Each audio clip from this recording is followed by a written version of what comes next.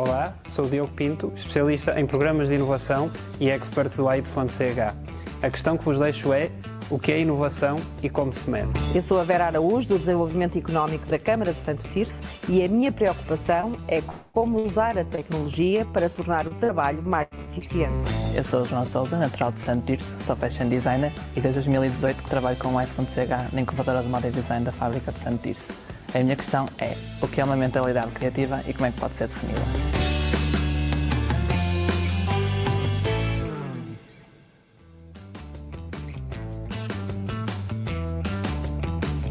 Olá, sou Mário Alves, CEO da Taikai e expert do AYCH Youth Summit. A minha pergunta é: como será o futuro da contratação remota? Sou a Luísa Marinho, gestora de projetos no Inverso Santo Tirso. A minha questão é: o que acontecerá às cidades? Qual será o futuro balanço entre o trabalho nas zonas urbanas e rurais? Sou Mariana Rodrigues, sou natural de Santo Tirso, sou fashion designer. Participei no programa AYCH na fábrica de Santo Tirso e a minha preocupação é: como asseguramos o direito dos trabalhadores neste novo mundo de trabalho remoto? Good evening, everyone. Hello.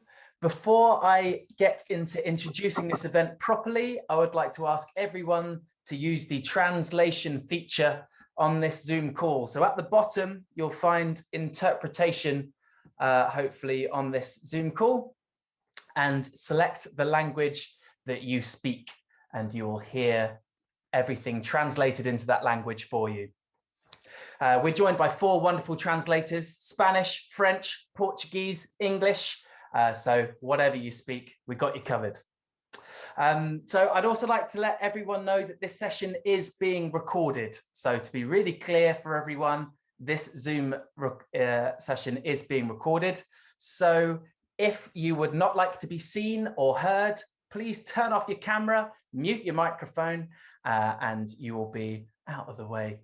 But if you would also like to leave the Zoom call at this point, feel free to do so. Let us know, and we can make the recordings available to you via the AYCH Youth Summit platform website. You can get hold of everything there. The streets feel alive. We're mixed with light. Ghost town blown down, and life shines back. Go fast, such a blast on a train. Tonight is the last of 3 round table discussions. These have been collaborations between AYCH partners, and they target specific areas that young people are particularly interested in, and they find it very important to their futures. So all of the speakers that you'll hear this evening are under the age of 30. So we're very proud to say that these events are by young people, for young people, and for a nice creative future. But why are we putting these together? Why? Very, very good question, Callum.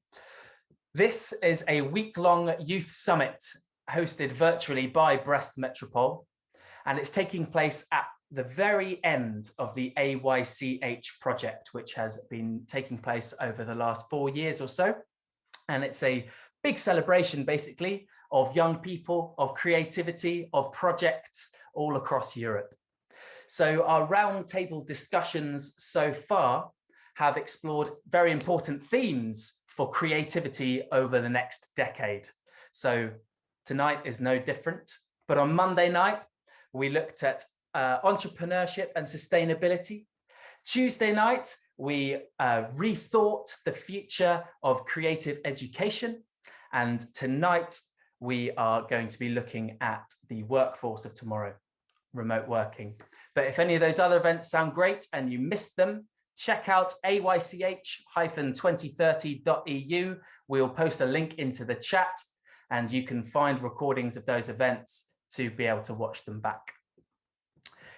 Each of these discussions produces 10 propositions. These are 10 suggestions that we as the Atlantic Youth think are going to be really important to make that creative future even better.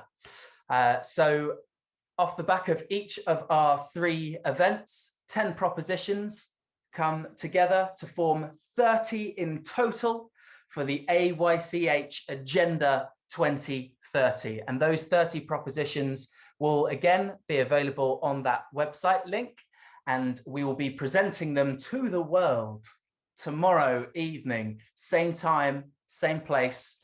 Head on to the Eventbrite to register to come and see that event taking place, where we will share all of those propositions. So yeah, make sure you don't miss that one. So now you know who I am, why we're here, what's going on. Let's get into it. This evening, we are talking about the remote future, and this discussion was organised by representatives from Santa Tirso, based in Portugal, and by Pacific Stream, based in the northwest of the UK. So both organisations work really closely with creative young people and use creative measures to think about the future of arts and society. So don't worry about any complicated words that come up during this session. We will clarify everything as we go, so don't worry at all. If you have any questions though, ping them into the chat and we'll do what we can to get to them during this session. I can see it's already been quite active in the chat. That's wicked. Keep that coming. That's great. I'll keep an eye on it, and yeah, I'll make sure that nothing slips through the cracks. Tonight, we have a panel of 8 speakers. It's the biggest panel of any of our events. So Wednesday night, Ripon, doing a good job. Everyone with a green background behind them will be a speaker, but I think it's a good time to introduce the speakers and get a break from my voice. So when I say your name, Mr. and Mrs. Speaker, please give us a wave and introduce yourself. First off, we have Diogo and Sebastião. Diogo, can you go first, my friend? Yeah, sure. So hello, everyone. Very briefly, Diogo here from Portugal, as Colum already mentioned. What I do for a living, I sell hackathons and open innovation programs for Taikai, and I think my contribution here will be useful in that sense. Cool. Thank you, Diogo. Sebastião. Hi, everyone. So first of all, it's amazing to be here with you guys. I'm, as it is written there, Sebastião, from Portugal, and I'm the CEO of a company that has its basis on being a hub for industrial design based on ecological products as well. So I know this is quite confusing, but what we do is sustainable products made with sustainable materials as well. And I'm very glad to be here because we are now in our company in the moment of industrialization. So this is one of the main parts, and I will be very glad to talk with you guys about. Thank you so much. Nice to have you here. Next, we have Sarah and João, and I will say that João will be speaking in Portuguese. So if anyone hasn't enabled the translation feature, please do. So Sarah, introduce yourself. Je m'appelle Sarah, c'est un plaisir d'être avec vous. Alors, moi, je suis en train de gérer des programmes d'entrepreneuriat sur le Oporto Business School, mais j'organise aussi donc des différentes actions qui sont liées avec l'entrepreneuriat et l'innovation. Donc, je pense que nous allons avoir un débat vraiment très riche. Alors, João, c'est ton tour. Alors, je m'appelle João et j'ai 20 ans. J'ai 20 ans. Je travaille donc depuis mes 18 ans dans ce qui est le domaine de la créativité.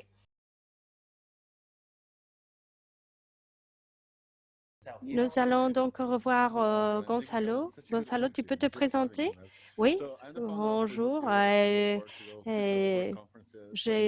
J'adore la manière que tu as de nous présenter la question. Je travaille dans une entreprise, en fait, qui gère des projets à distance. Je collabore avec le gouvernement, qui est un magnifique endroit pour...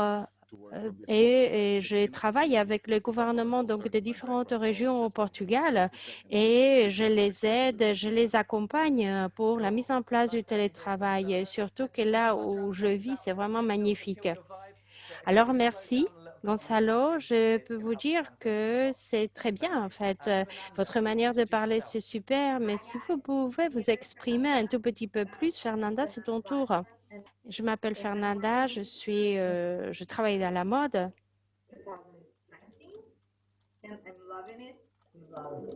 Et je travaille avec des produits, avec des projets durables. J'adore. C'est super de t'avoir avec nous, Fernanda. Nous avons un problème avec l'audio de Fernanda. Donc, si on te demande quelque part de répéter, de revenir sur tes mots, donc fais-le parce qu'on a des problèmes pour t'entendre, pour te suivre. Alors, on a eu beaucoup de personnes qui ont pris la parole. Mais maintenant, nous allons donc directement arriver à l'action. Donc, on va faire des choses pour que le cerveau travaille, pour que le cerveau bouge. Alors maintenant, je vais partager donc un écran. J'ai un écran et on va faire un jeu. Alors, je vais vous écrire donc un mot. Je vais écrire un mot au milieu de mon tableau noir ou blanc. Et ce mot est en relation avec un des sujets d'aujourd'hui. Par exemple, je vais écrire un mot et ce mot, voyons, ce n'est qu'un échantillon. C'est pour voir si ça marche. Donc, innovation, c'est le mot que j'ai choisi. Donc, vous voyez le mot apparaître à l'écran. Oui. Alors, ce que je vais vous demander est que vous écriviez donc un autre mot, le mot que l'innovation suscite en vous. Donc, quelque part, en fait, un mot qui est relié. Et les conférenciers doivent faire exactement la même chose, le même exercice. D'accord? Donc, par exemple, on va revoir tout cela parce que très malheureusement, j'ai oublié 2 personnes, j'ai oublié 2 participants, 2 conférenciers. D'abord, j'ai oublié de dire que c'est l'anniversaire de Marion. Et moi, j'ai appris la chanson en portugais. Mais je ne sais pas si je serai capable de la chanter. Il vaut mieux que je ne le fasse pas. Merci.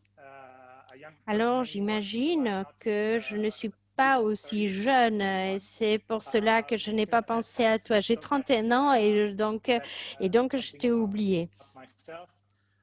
Et c'est une réalité que je tenais à partager avec vous. Qu'est-ce que je fais? Bon, moi, je travaille en tant que CEO et je suis un peu pompier. Je me charge d'éteindre tous les feux qui peuvent surgir au sein de mon entreprise. Alors, nous aidons les entreprises pour qu'elles puissent donc pour qu'ils puissent accompagner leurs projets et aller beaucoup plus loin. Et on vise quelque part à créer un espace où les talents puissent venir de nombreuses organisations et tout en même temps. C'est pour cela que je suis ravie. J'attends avec impatience cet avenir. J'ai travaillé énormément dans tous ces projets et vraiment, je serais vraiment ravie de pouvoir vous raconter et de pouvoir partager avec vous. Excusez-moi, pardon, et Mario, de t'avoir oublié. Et Victor, le dernier à prendre la parole. Alors, moi, oui, tu m'as aussi oublié. Je m'appelle Victor. Alors, j'ai 27 ans, donc je n'ai pas 30 ans. Et moi, je suis née au Brésil, mais actuellement, je vis au Portugal. Et j'ai une formation d'architecte, mais ensuite, je me suis lancée dans la programmation et c'est un travail que j'exerce au sein de mon entreprise. C'est un mot, ce qui s'appelle blockout. C'est un mot qui vient du brésilien. Donc, ça, c'est moi. Donc, nous avons les 8 personnes qui vont prendre la parole. Alors, d'accord, nous allons revenir donc à notre jeu. On va revenir à ce tableau blanc. Alors, il faut que vous écriviez un mot qui soit en relation avec le mot que vous retrouvez déjà sur l'écran et que vous reliez tous ces mots avec un trait. Par exemple, vous pouvez le faire comme ça, computer, et donc on a relié ce mot avec les autres. Et les mots, c'est une manière de créer des relations entre les mots. Pour pouvoir donc créer ou pour pouvoir jouer, vous voyez qu'en haut de l'écran, vous avez l'option d'éditer et cette option éditer va vous permettre donc Enable, en fait, et on va vous cliquer là-dessus et cela va nous permettre de voir quelles sont vos idées. Il faut que vous mettiez Enable Animate. C'est l'option. Si vous ne trouvez pas l'option, vous n'avez qu'à utiliser le chat. Et ensuite, donc, nous mettrons sur le tableau l'idée que vous ayez donc écrit sur le chat. Donc, on démarre. C'est très bien.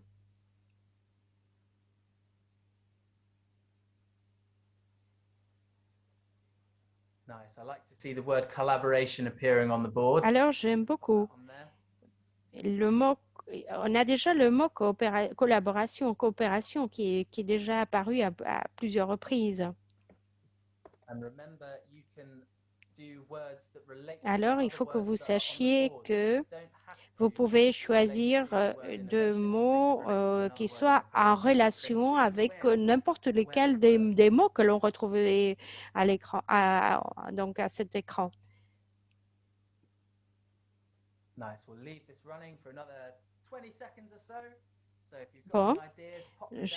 je vais attendre un tout petit peu. Alors, vous pouvez écrire vos différentes idées. Amazing. Très bien. Nice. That's looking really, really good. Alors, j'aime l'aspect de ce tableau, qui n'est pas noir, mais bon. Alors, je vois des mots vraiment chargés de contenu. Donc, je vais demander à un de nos conférenciers s'il peut vraiment nous donner quelques détails. Victor a été le dernier à prendre la parole. Alors, qu'est-ce que tu penses de tous ces mots?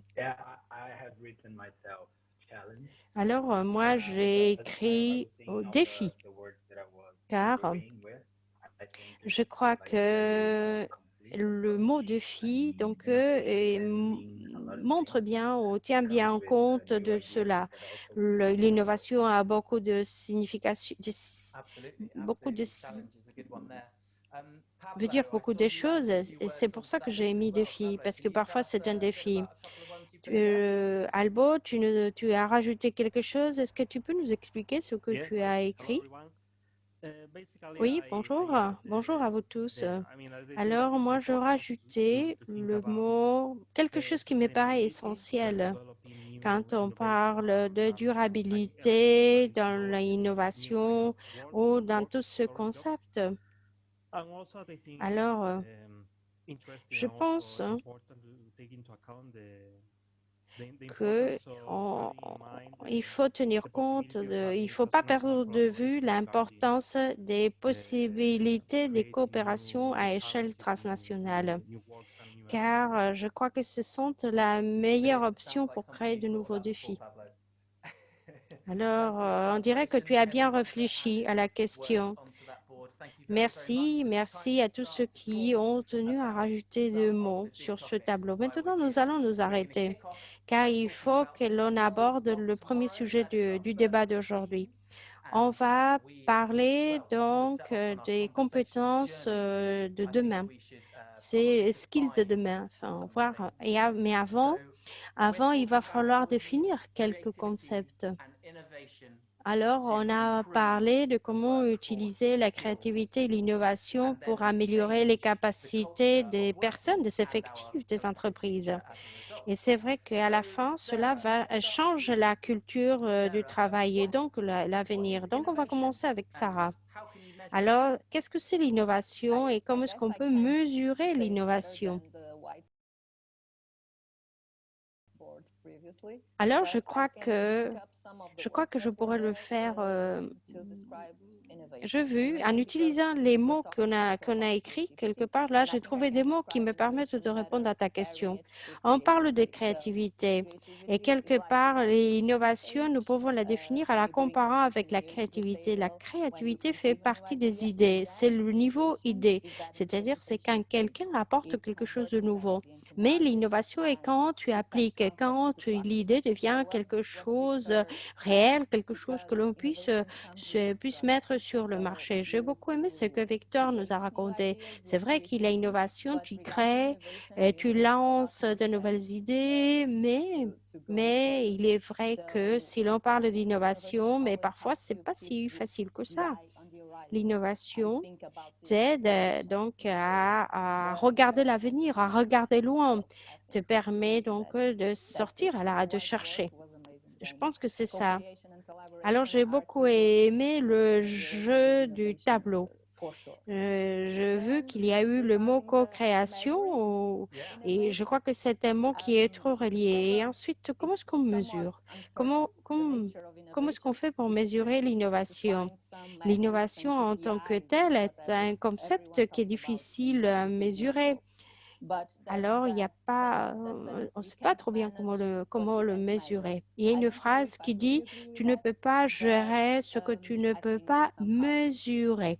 Moi, je ne suis pas tout à fait d'accord, mais je crois qu'il faut qu'on essaye de le mesurer. Pour moi, c'est qu'il faut mesurer et c'est simplement tenir compte que chaque situation est différente. Nous ne pouvons pas avoir une seule solution ou une solution globale pour toutes les réalités. Il faut revoir, il faut que tu penses à ton entreprise, que tu vois ton stratégie et ensuite il faut que tu retrouves le moyen de le mesurer. Je crois qu'il est indispensable qu'il y ait peu de KPIs. Il est important de le savoir, il est important de ne pas l'oublier. Donc, très bien, tout dépend donc du contexte, tout dépend de nos intentions. Joao, j'ai une question pour toi. Alors, quelle mentalité créative existe-t-il? Est-ce que la mentalité créative existe? Et comment est-ce que tu pourrais définir cette mentalité créative? Alors, je pense que l'innovation est un synonyme de création. Dans mon cas concret, la créativité et la mode finissent par avoir une grosse partie d'imagination. Imagination que l'on doit faire entrer dans notre concept de créativité. Une collection, quand on fait une collection, on se demande qu'est-ce que l'on peut introduire sur le marché. Il faut que nous cherchions de nouvelles idées et il faut que nous donnions une nouvelle interprétation à la situation dans laquelle nous nous trouvons. D'accord, tout à fait d'accord. Je suis tout à fait d'accord. Donc, on parle ici, on parle une manière très moderne de voir les choses. Mais il se peut qu'il y a 100 ans, la créativité n'était pas considérée ou n'était pas décrite comme ça. Et en plus, le monde des entreprises a toujours mis l'accent sur les résultats, en écartant quelque part la créativité. C'est vrai que les résultats ont primé sur le bien-être des personnes, ont primé sur tout. Donc, les innovations technologiques et les développements, en fait, visent à faire les choses plus productives. Mais Joao nous a dit qu'il y a des avancées qui peuvent accompagner et aider la créativité et qui vont aider non seulement le travail, mais qui vont aussi aider les travailleurs, les produits et les personnes. Mais on dirait que quelque part, on est encore un peu trop loin d'obtenir donc un bon équilibre entre notre vie professionnelle et notre vie familiale. On cherche des résultats et donc l'équilibre entre les résultats et la créativité, les technologies pourraient l'améliorer. Nous pensons que la technologie peut améliorer donc l'équilibre entre vie personnelle et professionnelle. Une question pour Diego. En fonction de ton expérience ou selon ton expérience, comment est-ce que les technologies peuvent nous aider à travailler mieux et à améliorer les produits? Merci, Kaloum, pour ta question. Alors, c'est vrai que ces derniers temps, nous avons vu beaucoup de choses. Cette dernière année, on a compris jusqu'à quel point la technologie peut nous aider dans le monde du travail. Alors, du jour au lendemain, on a été dans l'obligation de rentrer à la maison et de travailler depuis la maison, de faire du télétravail. Donc, alors cela nous amène à réfléchir. Avec la technologie que nous avons aujourd'hui à notre portée, nous avons été capables de travailler à partir de chez nous et nous le faisons depuis un an. Alors, on n'a pas eu d'autre choix. Alors, c'est la première réflexion que j'ai quand tu penses à la technologie ou quand tu te demandes jusqu'où peut nous aider la technologie. C'est vrai qu'il y avait des secteurs qui faisaient du télétravail, mais je crois que nous sommes arrivés donc à un seuil très important. Et concernant l'équilibre entre vie professionnelle et vie familiale, je pense que la technologie est très bien. Aujourd'hui ou maintenant, tu n'as pas à vivre dans une ville, tu n'es pas forcé. Tu peux être n'importe où. Et en même temps, l'entreprise peut participer ou peut coopérer avec des entreprises qui sont situées sur d'autres espaces. On n'a pas besoin d'être tout près. Pour moi, la technologie est en train de nous permettre de récupérer nous permet de récupérer du temps. On n'a pas à se déplacer. On n'a pas, et c'est vrai que les voyages, les déplacements, je pense qu'avant, on perdait beaucoup de temps qui faisait partie de la vie personnelle des gens. Alors, je crois que nous pouvons le voir dans notre manière de vivre. Alors, on n'est plus, on se déplace plus pour aller travailler. Nous n'avons pas besoin d'aller au bureau. Et il y a des gens qui mettaient même 1 heure ou 2 heures pour arriver jusqu'au bureau, ouvrir l'ordi et donc s'asseoir au lieu d'ouvrir notre ordi à la maison. Alors, c'est vrai que tout ceci est étroitement lié avec la faiblesse de cet équilibre, la fragilité de l'équilibre entre notre vie professionnelle et notre vie familiale. C'est vrai qu'on n'est pas dans la voiture, mais c'est vrai qu'on ne fait que sauter d'une réunion à l'autre. On est à la maison, mais on ne fait que participer à des réunions. Nos enfants courent autour. Et c'est vrai que c'est un peu choquant, mais c'est vrai, nous sommes dans une période de transition. Alors, d'un côté, il y a bien évidemment des choses positives mais parfois les limites sont très floues entre la vie professionnelle et la vie personnelle. L'autre jour, j'ai rencontré une personne qui est arrivée sur le marché du travail l'année dernière. Donc, c'est le télétravail, c'est sa réalité. Elle n'a pas connu d'autres réalités. Et il faut se rendre compte de cela. Il y a des gens qui ne connaissent pas d'autres réalités. La technologie, en plus, nous apporte énormément d'outils pour mieux travailler, pour mieux s'organiser, pour faire un meilleur suivi. Et je pense que la technologie est positive pour notre travail, Et la dernière chose que je tenais à partager avec vous est que alors, cette conversation est une conversation très intéressante, mais je peux vous dire que tout le monde ne peut pas travailler à partir d'un ordinateur. Il y a des gens qui doivent se déplacer, il y a des gens qui travaillent dehors ou parfois ils peuvent faire des tâches que l'on ne peut pas faire à partir d'un ordinateur. Je suis sûre que Sébastien a quelques avis là-dessus, car il connaît mieux cette réalité. Mais la technologie donc aide à améliorer l'industrie, par exemple avec le robot. Et maintenant, je vais passer la parole à Sébastien. Alors, pour qu'il nous donne son aperçu. Oui, avant tout, je vais revenir sur des choses qui ont été dites par mon collègue concernant donc la coopération avec d'autres entreprises ou avec d'autres professionnels.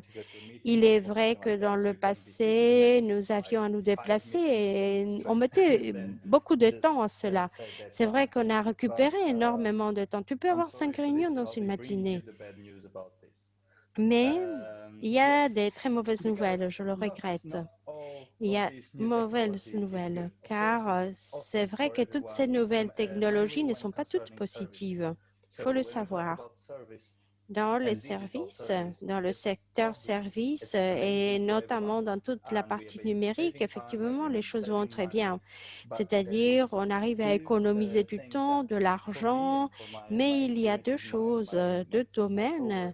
Et pour moi, Je ne vous parle que selon à partir de mon expérience, il y a des choses qui ne sont pas si positives que cela. Je pense à la créativité. La créativité nécessite de la passion, nécessite des expériences. Être créatif veut dire qu'il faut que tu fasses très, très attention aux opportunités qui s'offrent à toi et qui t'amènent à un état différent, à un tout autre état. Et cela, nous ne le voyons pas, nous ne le percevons pas quand on ne quitte pas, quand on est toujours au même endroit. Je crois que nous essayons de trouver des solutions, mais à partir des approches anciennes, sans trop se rendre compte de nouveaux problèmes ou des problèmes qui sont arrivés avec cette nouvelle manière de vivre. Je pense par exemple à l'industrie. Dans le monde numérique, nous savons que on parle de services. Mais à la fin, donc la base du système économique est le secteur de l'industrie. Et il faut avoir des gens, donc des gens qui soient sur place, envoyer des produits à l'extérieur, alors créer des synergies avec des gens qui travaillent sur un même espace. Alors moi, je crois que à jour d'aujourd'hui, nous ne sommes pas capables de, par exemple, donc aller au-delà, donc écarter cette industrie, fonctionner sans cette industrie. Avoir donc une usine donc a nécessité de tout un travail. Et d'ailleurs, j'ai accompagné l'ouverture d'une usine pendant la COVID. On les a accompagnés lors de ce projet et ça a été vraiment très, très difficile, très, très difficile. Pouvoir organiser les gens, organiser les effectifs. Et s'il y a une machine qui tombe en panne et on peut pas, et bien évidemment, en fait, on ne peut pas la réparer parce que tout le monde est sur Zoom. Et donc, on ne répare pas la machine. J'ai le sentiment que dans ce monde, tout le monde ne fait les gens ne font qu'envoyer des messages. Je suis dans une réunion. Il y a des choses qu'on ne peut pas résoudre à partir des réunions. Il y a peu de personnes qui travaillent. Tout le monde est réuni. Je ne veux pas dire avec cela que la communication n'est pas importante. Non, la communication est importante, mais il y a énormément de tâches physiques qu'on doit faire sur place. Et je crois que l'industrie, ce secteur, on ne peut pas l'écarter. On ne peut pas réfléchir uniquement en termes de services. On ne peut pas réfléchir sur les services. Chaque fois que l'on souhaite avoir de nouveaux systèmes, il faut savoir qu'il va falloir les appliquer à toutes ces tâches que l'on fait en présentiel. Mon Dieu, combien d'idées, Sébastien et Diago. Vous nous avez donné énormément d'idées pour la réflexion. Moi, j'ai des questions. Plus tard, donc, je vous poserai toutes ces questions. Alors, maintenant, je vais vous poser une question et je vais l'écrire sur l'écran. Nous savons que la technologie est une partie importante de nos vies et que cette technologie donc sera de plus en plus importante. Mais il y a des aspects de la créativité, donc la résolution des problèmes, par exemple, qu'on n'est pas en train d'utiliser. Un exemple. Par exemple, tous les travaux manuels, je m'envisage la possibilité de faire des choses avec mes mains. Alors, par exemple, dans le premier secteur, il y a une phrase. La phrase est « Nous devrions remplacer les travaux manuels par une technologie avancée qui fasse la même chose ».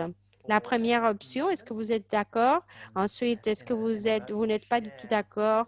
Vous n'êtes pas ni un accord ni un désaccord. Ensuite, on est d'accord. Et la cinquième option, c'est « Je suis vraiment d'accord ».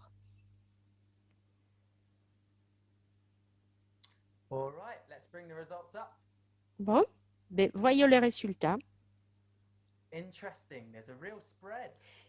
C'est très intéressant. C'est très intéressant. Sauf quelqu'un, donc une personne, il y a quelqu'un qui dit sur le chat que tout dépend.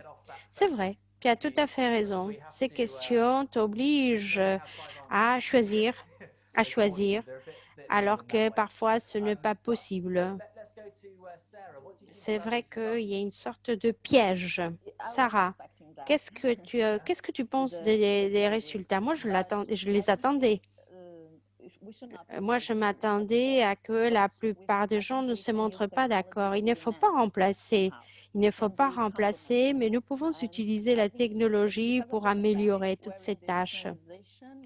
Donc, la COVID nous a menés à être à un moment de transition. Et c'est vrai que c'est difficile. C'est vrai que maintenant, il n'y a plus de circulation. La circulation est effectivement dans des milieux de Zoom. Et je pense que dans l'avenir, cette réalité va changer. Concernant donc ces tâches, donc les tâches manuelles, on ne peut pas les remplacer. Moi, je crois que la créativité est la seule option pour concurrencer l'intelligence artificielle. Je sais qu'il y a des logiciels qui sont capables de composer de la musique ou d'écrire des poèmes, mais je pense que la créativité fait partie de la personne. Et donc, il n'y a aucun algorithme qui va pouvoir le remplacer. On pourrait l'améliorer, mais pas le remplacer. Je crois qu'il y a eu un retour aux travaux manuels. Alors, il y a eu retour à toutes ces tendances. Mais je pense qu'en fait, il y a eu un retour grâce à la technologie. La promotion a fini par être faite sur online. Donc, la numérisation nous permet de toucher énormément de communautés. Et je crois que Sébastien a mis l'accent sur ces activités, c'est-à-dire des activités que l'on doit faire en présentiel. Et je pense que c'est dans ces postes-là qu'il faudrait donc intégrer la technologie et le design, car quelque part, passer par ces outils permet d'arriver plus rapidement sur le marché, créer de nouveaux modèles et créer des opportunités à la fin. Donc, alors, je crois que la technologie va être un complément de tous les travaux manuels. Il faut intégrer les deux choses.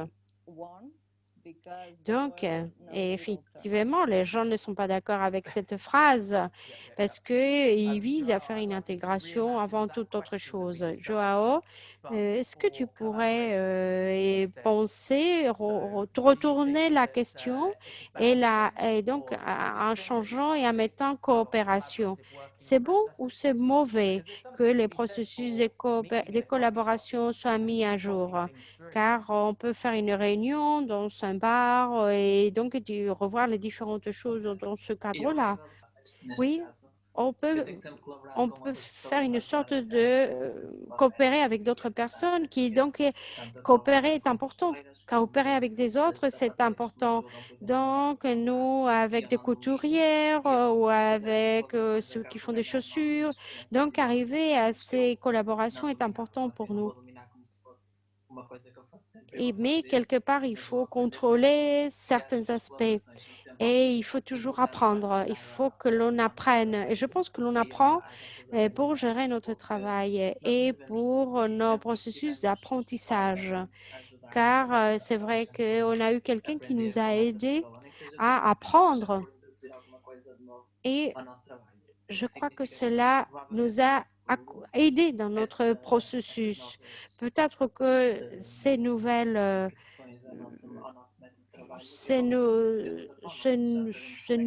aspects ne signifient pas tout, mais quelque part, en fait, sont là et donc il va falloir que l'on fasse avec et qu'on aille de l'avant. C'est vrai, nous apprenons tout. Nous apprenons tous. J'espère que nous aussi, on va apprendre. Nous aussi, j'espère qu'on va apprendre.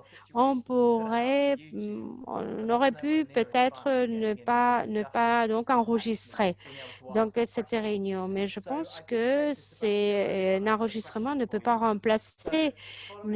remplacer donc une intervention comme celle-ci. J'ai une question pour Sébastien. Alors, voyons, Sébastien, comment est-ce que tu vois ton avenir? Je sais que c'est une question très difficile, mais moi, je me demande, alors, pourrais-tu nous décrire l'avenir de ton secteur? Comment est-ce que tu le vois, cet avenir? C'est une très bonne question. Je crois que nous avons, dans le secteur de la communication, je pense qu'on a eu quelque part une vie assez facile. On a lancé des produits, on les a exportés. Avant, le 50% du temps, nous les consacrions à la communication. Et le 50 restant à l'industrie. Actuellement, par contre, ce qui se passe est que malgré le fait qu'il faut que bien qu'il faut que tu consacres beaucoup de temps à des choses, le plus difficile est la partie industrielle actuellement. Donc, moi, ce qui me pose problème est que nous sommes en train de perdre des connaissances, mais des connaissances sur comment faire les choses.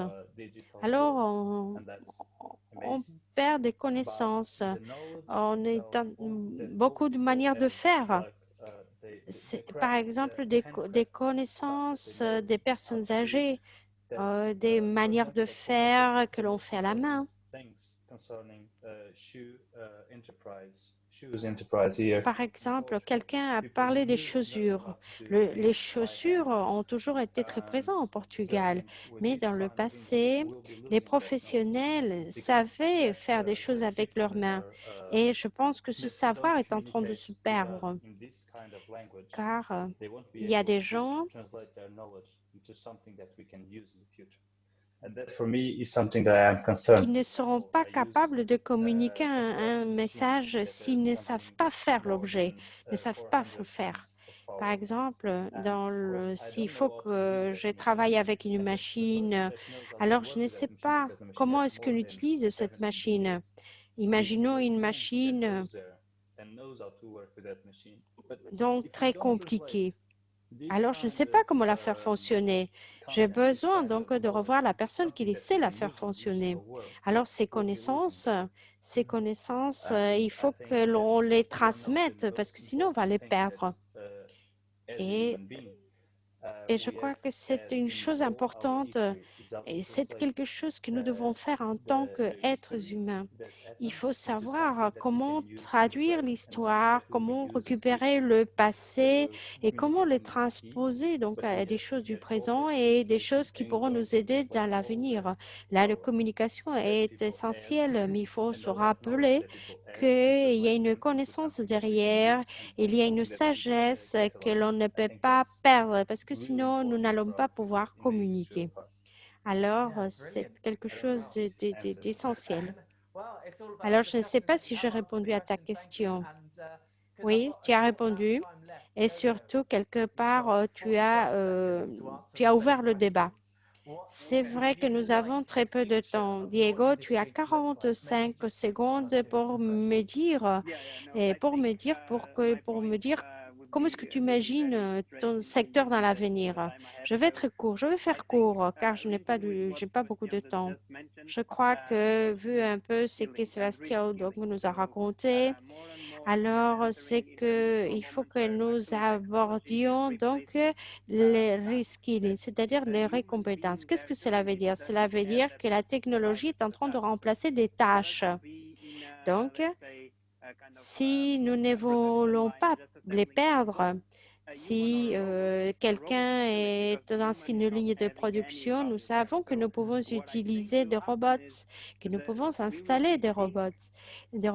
Mais ce que nous devons faire est dans l'avenir, car peut-être que maintenant c'est un peu trop tôt, il faut que nous regardions et que nous voyions dans quelle partie et dans quelle tâche il faut garder les capacités humaines.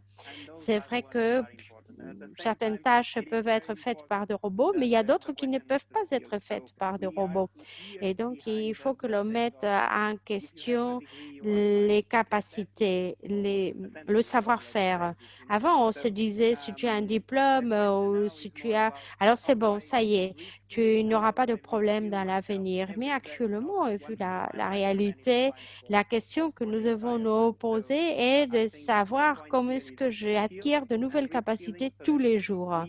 Alors, je parle de ces capacités, je parle de comment récupérer ce savoir-faire et quelles tâches donc devons-nous les assigner donc à des robots et quelles tâches nous devons donc garder pour nous. On n'arrête jamais d'apprendre. Avant, tu avais un diplôme et c'était bon. Alors, merci pour ce débat sur le premier sujet. On va faire donc une petite activité en tant que pause. Alors, j'imagine que vous savez à quoi je pense. Alors, regardez autour de vous, regardez là où vous vous trouvez. Alors, moi, j'ai tellement de choses là, beaucoup de choses inutiles, mais je suis entourée de choses. Je vais vous donner 90 secondes et il faut que vous vous mettiez debout et que vous preniez des objets et que vous les rameniez à côté de l'ordi. Un objet doit être quelque chose que vous allez utiliser pour votre travail, dont vous avez besoin pour faire votre travail. Et vous ne pouvez pas prendre ni l'ordinateur ni le téléphone. Quelque chose que vous utilisez pour faire votre travail. Et l'autre objet est quelque chose qui peut améliorer votre productivité quand vous travaillez. Alors, je vous l'explique à nouveau. Un objet qui soit nécessaire pour votre travail et le téléphone et l'ordi sont exclus et un autre objet qui va améliorer votre productivité. Et ensuite, je vous pose une question sur ces deux objets. Et la question est, lequel de ces deux objets donc a plus de signification pour toi? Alors, on va avoir 4 minutes. Alors, prenez les objets et ensuite répondez à la question. Vous pouvez aussi profiter de ce temps pour faire du yoga ou pour prendre un verre d'eau. Nous revenons en 4 minutes. Alors, prenez les objets et répondez à la question. Et on va voir les réponses. La plupart des gens, donc les 50%, en fait, donc, ont une relation plus étroite avec les gens avec l'objet qui améliore leur productivité. Il y en a certains qui n'ont, il y a le 35%, donc se sentent plus proches de l'objet qu'ils utilisent pour faire le travail. Et je pense que c'est en relation, enfin, c'est lié quelque part au fait que tu aimes ou que tu n'aimes pas ton travail. Maintenant, je vais vous demander que vous me montriez les objets, les deux objets. Bien, d'accord. D'accord. Je vais regarder, je vais tourner un peu, je vais regarder un peu ce que vous avez mis. Alors là, je vois quelqu'un qui a une banane. Une banane. Pourquoi est-ce que tu as choisi une banane? Tu peux l'expliquer? Oui, cela améliore ma productivité, la banane. Mais c'est vrai que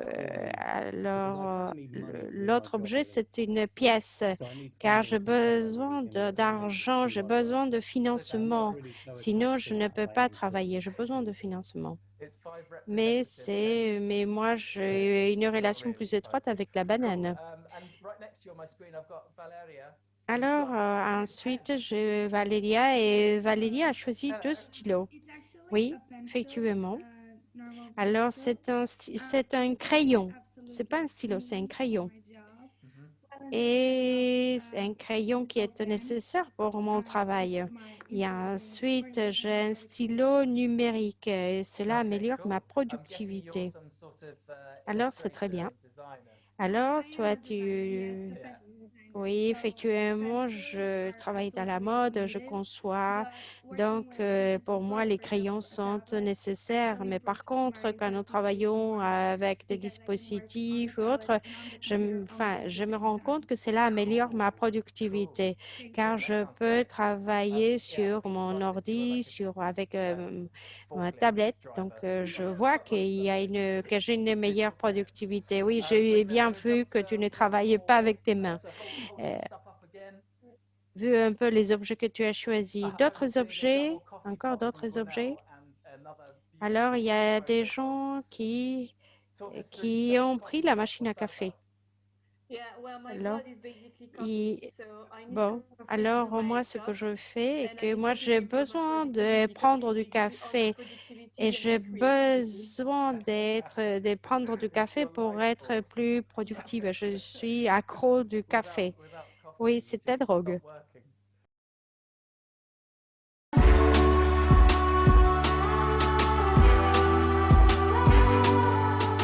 Absolument. Alors, si tu ne prends pas un café, tu ne peux pas travailler. Oui, effectivement. Merci pour d'avoir répondu. Je crois que c'est important de commencer à réfléchir sur la connexion avec les objets et avec notre travail. Il se peut qu'à partir d'aujourd'hui, vous allez dire quelle est la signification de cet objet pour moi. Maintenant, nous allons aborder le deuxième sujet. Et le deuxième sujet, c'est l'avenir à très long terme. Gonzalo, avant de commencer d'ouvrir le débat, et c'est vrai que c'est un débat immense, est-ce que tu pourrais définir ce que travailler donc de manière éloignée veut dire? Tu peux travailler n'importe où, tu n'as pas besoin d'être chez toi. Tu as un ordi et tu peux travailler n'importe où, n'importe où. Alors, tu peux travailler à des endroits magnifiques ou tu peux être à des endroits qui t'inspirent. C'est mieux qu'être à la maison, d'être enfermé à la maison. Oui. Mais je viens de me rendre compte que tu as changé le fond, car j'imagine que tu es dans une salle, tu n'es pas dans cet espace vert aussi. On dirait que travailler de manière remote, c'est quelque chose que l'on cherche. Et travailler de manière éloignée ou dans l'éloignement. Mais c'est vrai qu'il y a il y a beaucoup de gens qui réfléchissaient à cela. Mais quelque part, maintenant, la COVID nous en a obligés. Alors, nous pourrions, par exemple, être dans un espace physique. Nous pourrions être à Brest, par exemple. On pourrait être à une expo, on pourrait être en train de s'amuser, mais cette expo n'est pas réelle, elle est virtuelle. Mais bon, Mario, je te pose la question à toi. Je crois que cette manière de travailler, de ce télétravail, c'est une réalité courante dans nos vies. Et je me demande quelles seront les conséquences sur l'embauche des gens. Comment est-ce que les chefs d'entreprise vont embaucher des gens? C'est vrai que la donne est en train de changer. Il y a eu énormément et donc, les choses ne vont pas s'arrêter là. Le changement ne va pas s'arrêter là. Par exemple, les riders, en fait, tout le transport. Il y aura cette réalité va avoir des conséquences sur un plus grand nombre de métiers. Et cela va signifier qu'on fera plus attention au savoir-faire des gens. On regardera moins là où ils se trouvent. La situation géographique ne sera pas aussi importante, sera moins importante. On va dans ce sens. Et je crois que je pourrais dire que c'est mon avis et c'est un peu ce qui va se passer. The dream and the exact. And I'll Il y a un pass to Vic. problème technique avec Mario, nous dit Calum. On va passer la parole à Victor et on va essayer d'améliorer la connexion de Mario. Victor, qu'est-ce que tu en penses, toi? Moi, je voulais dire quelque chose, mais c'est vrai qu'on a eu un exemple. Quand tu embauches des gens qui sont un peu partout dans le monde, alors il faut que tu leur donnes les outils pour pouvoir faire leur travail. C'est vrai que tout le monde a un ordinateur, mais qu'est-ce qui se passe avec la connexion Internet? Et qu'est-ce qui se passe avec les autres objets dont il a besoin pour faire son travail, les autres ressources, c'est-à-dire embaucher dans la distance ou de manière éloignée dépend des capacités, des savoir-faire des personnes. Et je crois que quelque part, et cela va quelque part en fait contrecarrer les ambiances un peu toxiques que l'on retrouve parfois dans les entreprises. Parfois, on fait des réunions avec beaucoup de personnes sur Zoom et c'est vrai que parfois, on voit un peu ta maison, on voit ta chambre et cela suppose un changement par rapport à une philosophie de groupe. Et cela aura aussi un impact sur le racisme, sur l'homophobie et sur les abus sexuels dans le milieu du travail. Et cela quelque part, enfin, le télétravail va quelque part, va nous permettre quelque part d'éviter cela. Mais c'est vrai qu'il y aura d'autres choses. Mais pour l'instant, donc ce télétravail est tout à fait positif car il nous apporte une autre perspective. J'aime beaucoup ton point de vue car il est vrai que parfois, il y a donc un peu de racisme. Et tout le monde a vu Wall Street, le film. Alors, parfois, cette réalité, nous pouvons la rencontrer, nous pouvons les présenter. Alors, dans le chat, il y avait beaucoup de questions au début. Et pour cette deuxième partie, je tiens à vous rappeler que si vous avez des questions, vous n'avez qu'à les écrire sur le chat. Et j'espère que un participant pourra vous donner une réponse. Avec le télétravail, en fait, tu peux être n'importe où dans le monde. Alors, cela veut dire qu'on n'a pas besoin de se déplacer. Et moi, ça me rend heureux, car au Royaume-Uni, là où j'habite, alors c'est vrai que je devrais prendre même un ferry pour aller jusqu'à Brest. Et je suis ravie, car actuellement, je peux travailler depuis ma maison.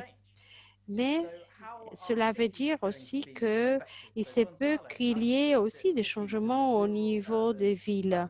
Alors, Gonzalo, quels seront les changements au sein de villes, vu un peu la réalité actuelle? Moi, je crois que c'est vrai qu'auparavant, tout était dans les grandes villes, mais cette réalité a changé. C'est fini Silicon Valley.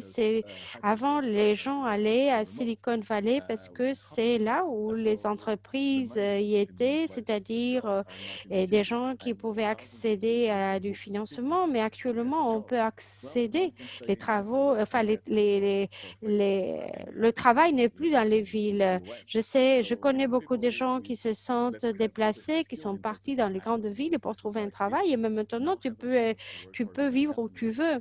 Imaginons tous les gens qui sont en Égypte. Donc, ces gens-là peuvent rester chez eux. Ils n'ont pas besoin de demander des visas. Ils n'ont pas besoin de partir de chez eux. Et en plus, ils participent à leur économie locale. Même les villages, je pense que les villages, ce sont les nouveaux hubs. Et donc, habitant dans un village, on peut rencontrer nos voisins et établir des relations plus étroites. Les choses sont en train de changer changer. Tout va être décentralisé, la concentration dans les villes va disparaître. Et en plus, il y a des toutes petites villes qui sont très intéressantes et cette tendance sera dans leur avantage. Cela aussi aura des conséquences sur l'industrie des bureaux. Et d'ailleurs, il y a des gens qui sont en train de réfléchir à transformer tous ces bureaux en logements. Et les villes vont devenir des espaces de culture ou des espaces de tourisme. J'ai vu Barcelone. Oh, ma ville, Lisbonne. En fait, ces deux villes-là ont été complètement transformées avec ce tourisme de masse. Moi, j'adore l'idée de culture, art et que tout cela remplace les grandes entreprises dans les villes. Pourquoi ne pas avoir donc un gratte-ciel rempli de musiciens?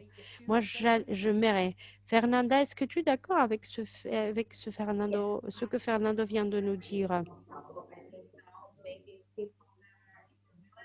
On entend très très mal, Fernanda. Nous vous prions de nous excuser. Oui.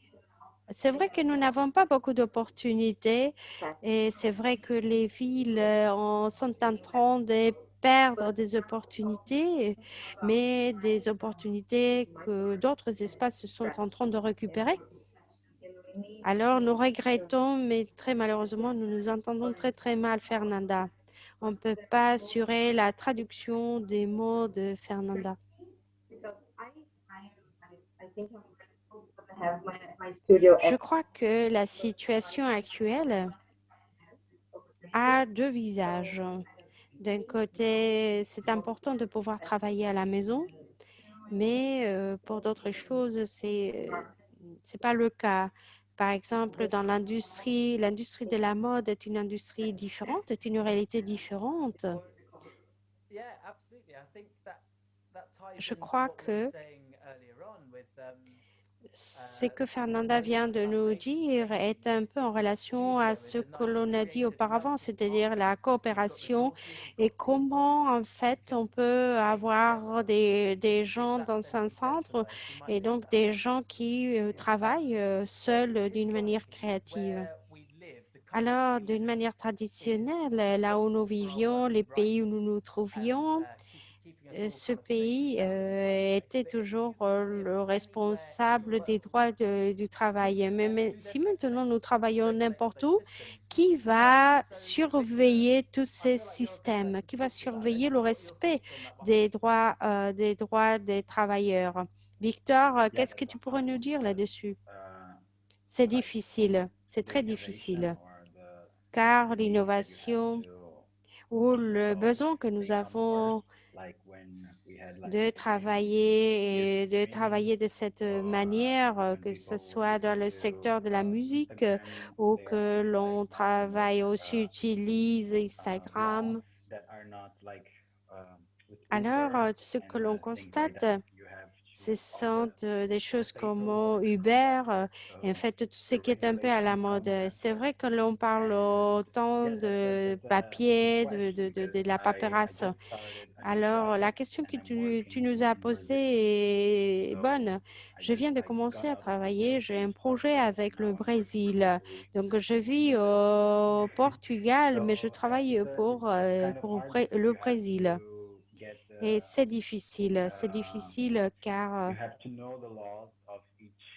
il faut connaître la réglementation de tous les pays, enfin du pays dans lequel tu travailles. Moi, je n'ai qu'un autre partenaire dans mon projet et maintenant nous avons donc un réseau de professionnels. Il faut que nous les gérions. On a des avocats, on a des gens du monde des finances. Nous avions l'habitude de travailler seuls. Et maintenant, il faut apprendre à partager donc cette charge de travail et les différentes tâches. C'est vrai que la coopération est de plus en plus accrue et étroite avec d'autres professions. Et c'est un travail que j'aime, mais il est vrai que que, par exemple, la question donc, des droits des travailleurs. Alors, c'est vrai que ce sont des questions difficiles, car les entreprises, c'est vrai que les gens viennent de pays différents et c'est vrai que les gens qui viennent arrivent avec leurs propres attentes et non seulement, en fait, ont aussi des conditions pour pouvoir travailler. Et donc, des conditions que l'entreprise doit remplir. Donc, la donne est vraiment très compliquée. Alors, ce n'est pas une ironie. En fait, tu as quitté ton pays et maintenant tu travailles depuis le Portugal pour le Brésil. C'est bien parce que quelque part, ça te permet de garder ta connexion avec ton pays d'origine. L'impact de faire le télétravail change en fonction du secteur et en fonction de la personne. Par exemple, un artiste, sûr qu'un artiste se voit est touché autrement qu'un journaliste. Et sûr qu'un journaliste réagit de manière différente à un YouTuber. Maintenant, je vais vous poser encore une autre question. L'interaction virtuelle est une interaction positive pour ton âme créative, oui ou non? J'imagine qu'il doit y avoir des gens qui regrettent quelque part l'option dépend. Non, c'est vrai que mes questions sont difficiles et c'est vrai que je vous mets dans l'obligation de choisir. Donc, l'interaction virtuelle est bonne pour ta créativité. Donc, je vais vous donner un peu de temps pour la réponse. Je peux vous dire qu'il y a eu beaucoup de commentaires sur le chat, mais c'est vrai que nous n'avons pas beaucoup de temps. Donc, je vous demande à vous tous, aussi bien donc aux gens de l'équipe 1 ou de l'équipe 2, que s'il y a une question à laquelle vous pouvez répondre, donc faites-le sur le chat. Peut-être Mario et Sebastiao et Fernanda, qui ont une très mauvaise connexion, peuvent répondre à ces questions par le chat. On va voir les réponses. Alors, oui. Wow, vous êtes très partagés. Alors, tout dépend. Effectivement, ça dépend. Qu'est-ce que tu en penses, Mario, de ces résultats? Bon, voir si ma connexion Internet fonctionne. C'est vrai que ma connexion et moi, je parle du télétravail avec cette si mauvaise connexion. C'est un peu ironique. Mais par rapport donc aux résultats, je peux vous dire que tout dépend. Ça dépend. Alors, Gonzalo, oui, il l'a dit auparavant, tout dépend. Alors, moi, par exemple, moi, j'aime travailler avec des gens, être à côté des gens. Quand j'ai des séances de créativité, moi, je préfère avoir les gens à côté, autour. Mais c'est vrai que tu peux utiliser la technologie et tu peux travailler ou faire des choses d'une manière interactive. Et quand je veux me concentrer ou quand j'ai envie d'être seule en faisant quelque chose, parce que j'ai besoin de faire quelque chose, là, quand je travaille seule, je suis contente de faire du télétravail. Je suis plus concentrée, je peux écouter ma musique et je suis créative, mais autrement. Donc, ma réponse est ça dépend. Tout dépend et dépend de comment tu t'adaptes aux choses. Il est vrai que l'interaction virtuelle, il a fallu s'adapter vu la situation actuelle. On n'a pas pu faire autrement. Mais c'est vrai que c'est quelque chose qui va rester dans l'avenir, qui peut rester, car il a fallu s'adapter. Et l'adaptation, c'est ce qu'il y a de mieux pour affronter tous ces défis. Alors, oui, je crois que tu nous as donné une très bonne réponse. Merci. Alors, cette dernière question, en fait, je vais la poser et je ne vous demande pas de prédire l'avenir, car sinon on achèterait de les bons de la loterie, mais je veux poser une question à Gonzalo. Qu'est-ce que tu penses, Gonzalo, des technologies qui sont en train d'arriver et qui arrivent très rapidement? Et comment est-ce qu'on peut se préparer? Comment est-ce qu'on peut anticiper? Moi, je crois que la réalité virtuelle va remplacer les réunions Zoom. Je suis convaincue. Et l'interaction l'interaction entre les personnes qui ne fonctionnent pas, on va la remplacer. C'est vrai que la réalité virtuelle est amusante. Je crois que la technologie va changer beaucoup plus, va remplacer la plupart des interactions que nous avions au sein de nos bureaux. Et dans l'exemple de créativité qu'on a pu voir auparavant, j'ai un problème. J'ai un problème avec les technologies car mes meilleures idées, elles surgissent quand je suis en train de prendre ma douche. Je ne peux pas connecter un dispositif. Donc, on devrait faire un brainstorming synchronisé. Je crois que, par exemple, nous devrions avoir quelque chose intégré ou un dispositif qui nous permette d'être créatifs n'importe où. Donc, sous la douche et que l'on puisse se connecter avec la technologie.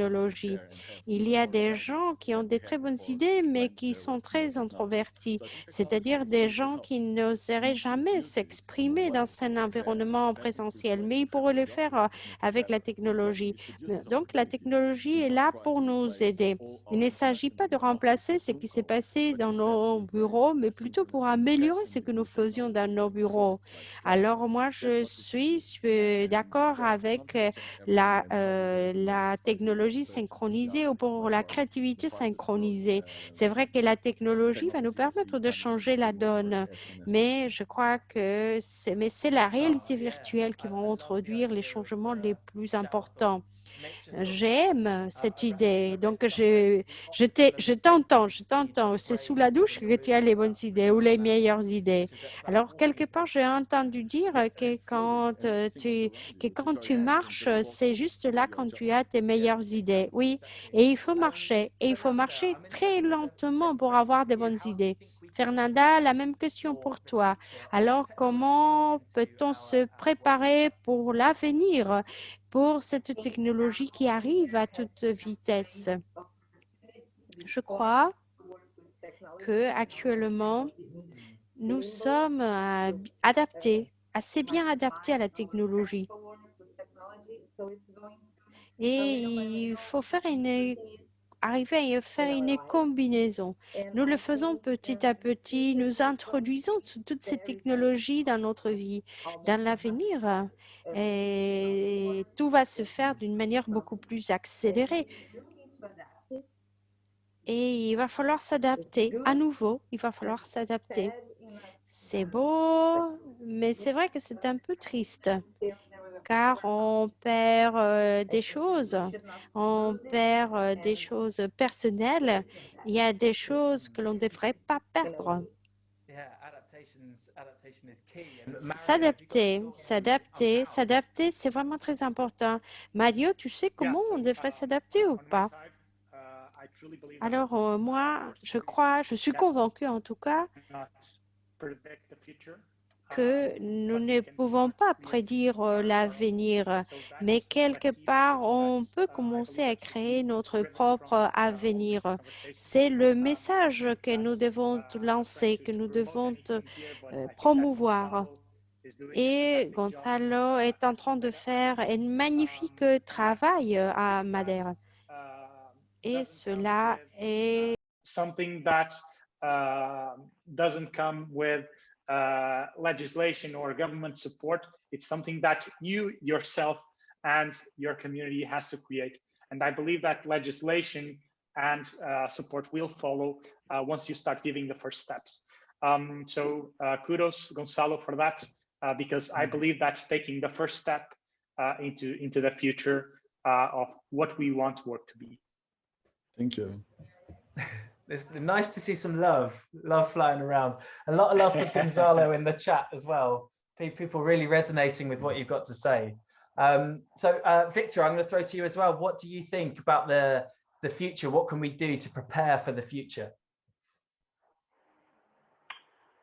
Yeah, I mean, we have to look back on what was being made or how we were looking at the work environment and the working hours, because also when people work from home, like you can have different shifts, so you don't have to make like one straight 9 to 5 shift to get the better outcome. Maybe you can work on sprints of 2 hours, 3 hours, 4 hours, maybe blocks. I think that is the future where we are trying to design this working experience as a team or as a different remote teams for the same company. Yeah, absolutely. But on that point, it's quite hard then to know when to stop your shift. If you're working at home, I don't know if anyone else has found this, you get to 5 p.m. and you think, well, the working day's done, but I could just carry on working. It's hard to know when to stop. Yeah. So I think what João has said in the chat there, it's important to separate the workplace from the leisure location. If you're working remotely, where you live is where you work, or usually is. So Gonzalo, what do you think on that one? Like, have you got any tips for anyone working from home about how they can better structure that relationship? As I said on the chat, I hate to work from home. Let's be clear. Even if I'm one of the biggest promoters of remote work, I hate to work from home. I'm an extrovert, and I built a whole co-working space in Madeira to make sure that people don't work from home. Taking that into account, some people can't work from anywhere else right now. So what worked for me when I was desperate in the first lockdown was actually setting exercise hours by the end of my work time. So by 6, I always had something, or a call with friends, or exercise time, or anything else I really needed to do then, because it's a hard stop. In the normal world, just scheduling an appointment with the gym, a coffee or a beer with your friends would work really well. But if you are in lockdown, like many people right now, try to have those hard stops. Try to call your family at 6 or at 5 or whenever you should stop working, and make sure there is a hard stop that makes you at least put the computer down and do something else, to makes you stop thinking about work and actually do something else. Is there something that maybe institutionally we could do? Because that's a really good tip for an individual, but you know, if someone really has something that they really need to do for work by a certain time, or maybe they don't have those relationships to be able to fall back on, is there a system that we could put in place? Lead by example is the best system, meaning if your boss sends you an email at 10 in the evening, there is a high chance that you will try to answer him, because if he's working, you should be working.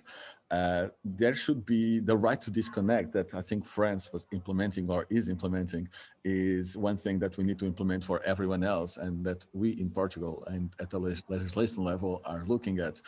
Those two together, leading by example, making sure that the communication is asynchronous, so people don't need to be working more time because they are trying to rise to the expectations, is very important. You should not be measured by how many hours you worked, and we are transitioning to that slowly. You should be measured by what is your product of your work. It doesn't matter if you work 5 hours. I think you should work 4 hours or 5 hours a day, because the 8 hours a day is an invention that was made for the industry, and most of us don't work in the industry anymore. So why are we still sitting 8 hours a day in front of our computers?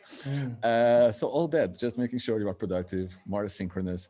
And if you are a company, or if you manage a company, making sure that asynchronous communication is the norm inside the company, and that you have strong rules against people being online after whatever is the end time of your shift.